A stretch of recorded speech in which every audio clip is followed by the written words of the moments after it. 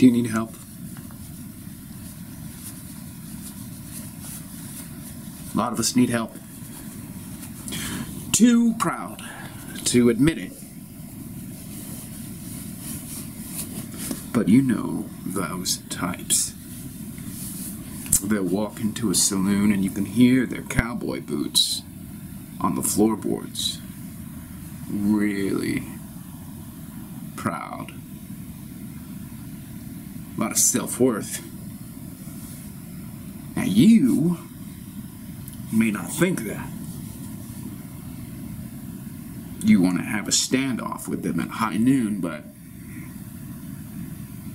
your academic pedigree did not train you for a duel.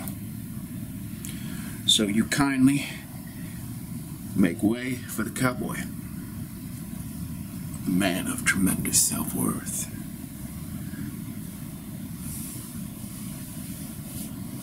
He orders a few shots of tequila.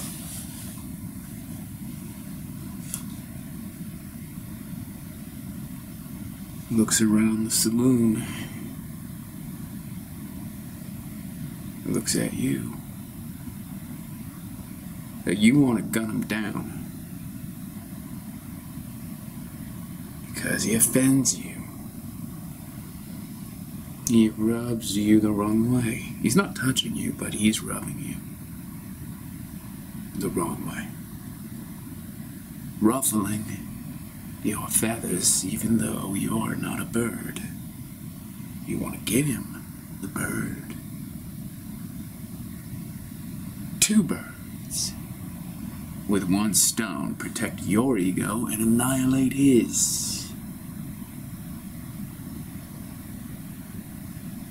But you can't. Because you're ill-equipped. You are no match for this man. He doesn't have a PhD. He doesn't even know what a PhD stands for. He doesn't know what a PhD is. And if you told him, he'd likely think it's nonsense.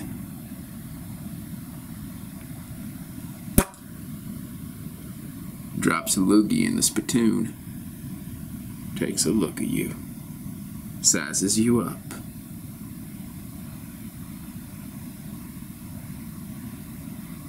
Realizes you're no match. You are not a match. In your mind, you're a match. But that is all. He takes a look around the saloon.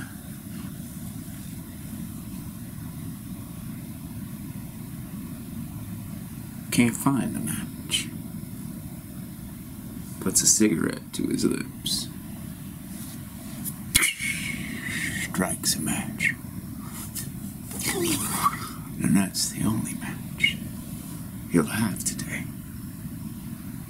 Now, of course, you're deconstructing him in your mind because you have learned that the intellect is a weapon of mass destruction. After all, haven't you destroyed everything in your life with your intellect?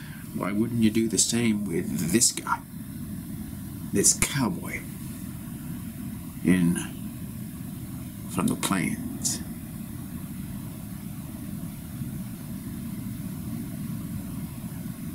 He wants to find somebody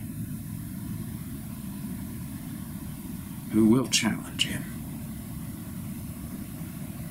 He sees that it's really constipated up here for you. Lots of intellectual diarrhea up here for you. You, on the other hand, are very clear that this man needs a psychotherapist. And me? Where do I fit in? I'm somewhere in between you two crazy cats. I don't want to say anything to you or to him, but I'm over there in the corner.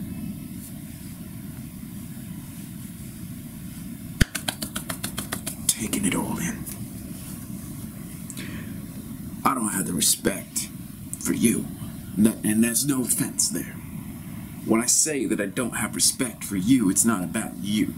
It's about me not having respect for you. But that's not about you, that's about me. This guy, on the other hand,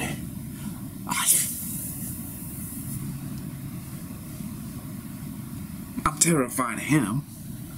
Cowboy hat, 2 6-shooters, spikes on his boots, leather clad, old school. I mean, this guy, he could be 200 years old for all I know. He could have gone head to head with the Indians, with the Apache, the Comanche, the Sioux, the Cherokee, you name it. Any redskin. You know, don't take offense about that. That was 200 years ago, that's what they called him back then. It's not about me, it's not about you, it's not about creating a safe zone, a sanctuary for correct speech. They called him that back then, so get off my case, please. I want to be more like that guy, but I also am aware of your resentment sitting there at the table, seething in disdain for this man who's not educated, who does not have your academic pedigree and your philosophical expertise. He does not care, and that makes you so mad. Because why did you go into debt if you could just be a cool cowboy and have the world, for all intents and purposes, for having the world at your fingertips, under your control, as far as you're concerned? I'm watching you, watching him, and he's watching me, watching you, watching him. There's a vicious triangle going on right now, and I'm just trying to not... I don't know what I'm trying to do. Deep breath. I don't know how to get another. I don't know why I get myself stuck here. I am in between these two worlds. You're a dandelion. You're just this extravagant metrosexual. You came into this saloon spoiling for a confrontation. But your head is different than his head. When he went head to head with the Redskins, when he went head to head with the Redskins, it was all about power and self-worth, groundedness, solidity. You, on the other hand, that's not really your virtue set, is it? No, it's not. It's not. You're all about the argument. You're all about the arguments. If I didn't know any better, that knapsack that you just put on the table there, and I think that's a cocktail you're drinking, which is bizarre. Why would you order a cocktail at a saloon? That knapsack is probably full of books, isn't it? Aristotle, maybe. Yeah. You came to a saloon, ordered a cocktail, and you're reading Aristotle's metaphysics. Are you trying to get your ass kicked? Is that what you want? When that cowboy comes barreling down with his oppressive gaze, monological gaze as you'd call it in postmodernese, he's gonna assassinate you. without even pulling out his pistol. And you're going to wither underneath his gaze. What are you going to do? Are you going to bring out your Aristotle? Your Derrida?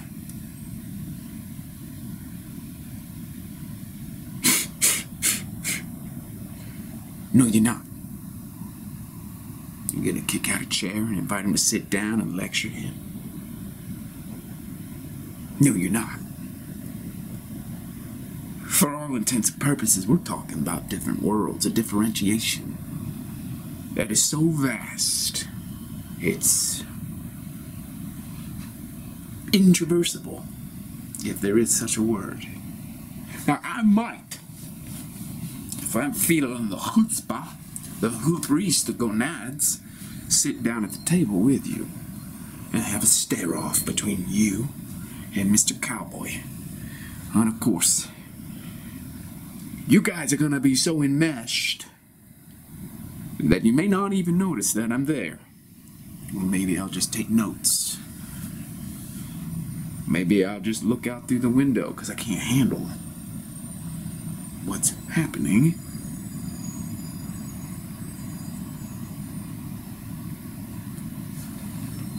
He knows that you're attacking him. Here's the thing.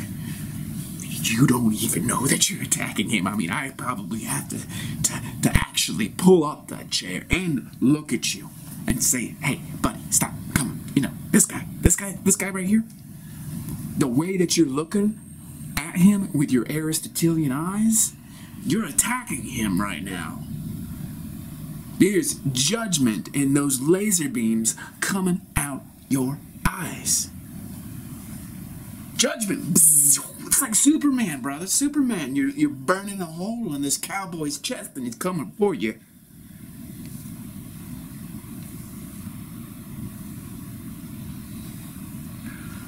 Excuse me. Don't do that.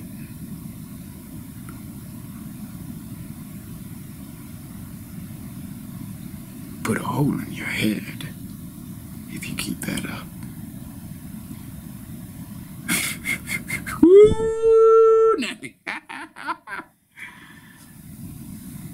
What you gonna do? Talk to your professor about that? Bemoan your time in the saloon where a cowboy just walked up and whooped your ass just looking in your eyes? Told you not to do that? Don't be stupid. You gonna write your dissertation on how butthurt you are? The fucking cowboy's 200 years old.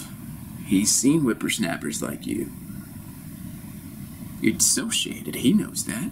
I know that. You don't know that. You don't know what dissociation means because you made a religion out of dissociation. It is actually who you are. Every single thing that comes out of your mouth, every thought that you think is the religion of dissociation.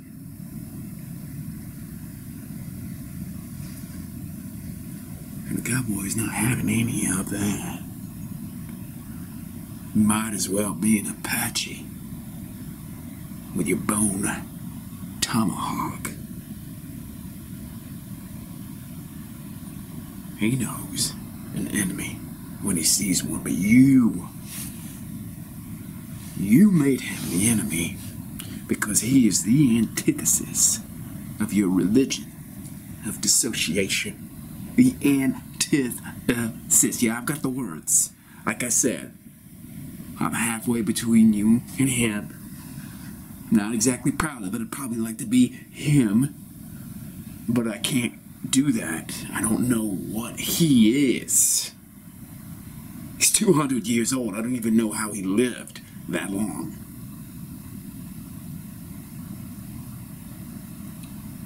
I might read your dissertation. I might.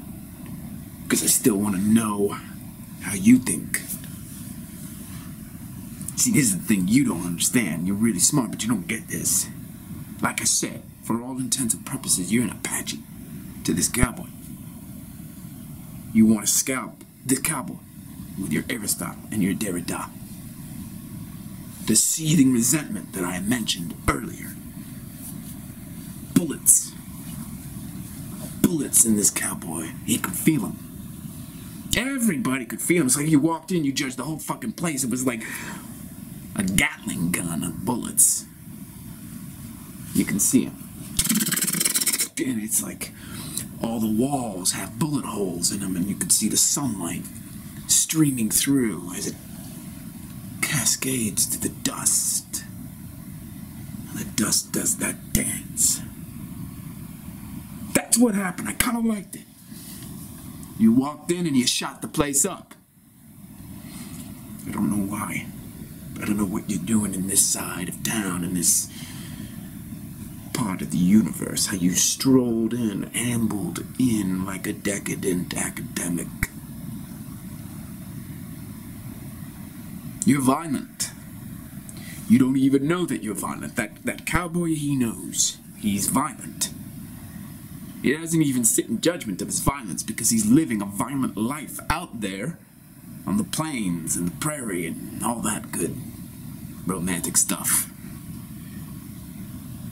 He is living in a life and death world.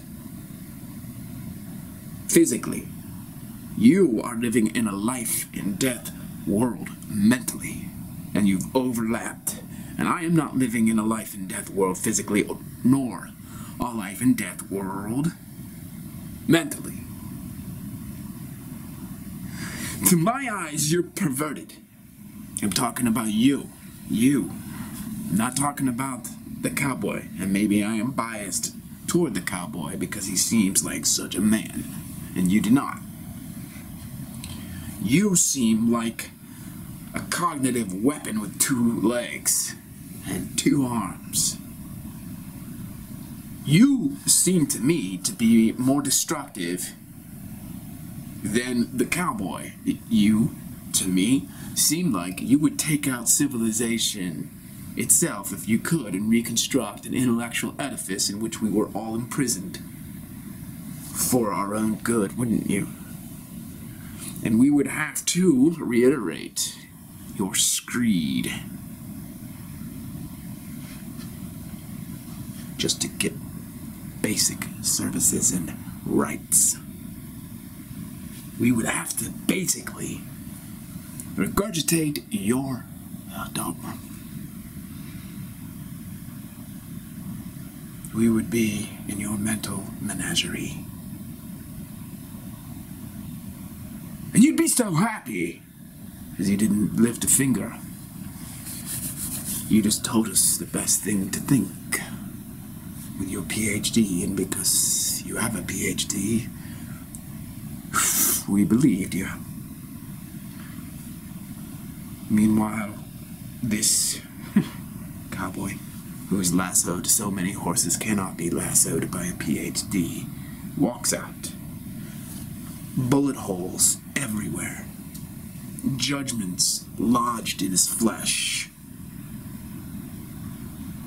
That's nothing to him, but to someone like me, a disaffected urbanite, trying to reconcile disparate worlds. It's unsettling to see a cowboy walk that way after such a brush with death. He doesn't know that he almost died. I know. And you think that you killed him.